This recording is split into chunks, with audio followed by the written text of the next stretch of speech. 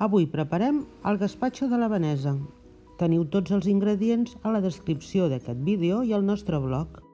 Nosaltres hem fet servir 1 quilo de tomàquet, una poma, un cogombre, un pebrot vermell petit, sal, oli d'oliva verge, pebre negre, una cullerada de vinagre de Mòdena, un vas d'aigua i una patata.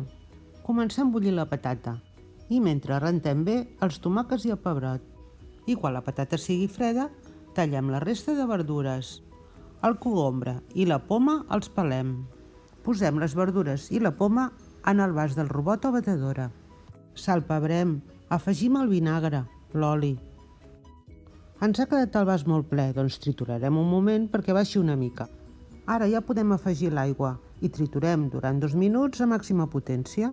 El passem per al colador xinès. Si cal, afegir més aigua fins a obtenir la densitat desitjada i el servim fred de nevera.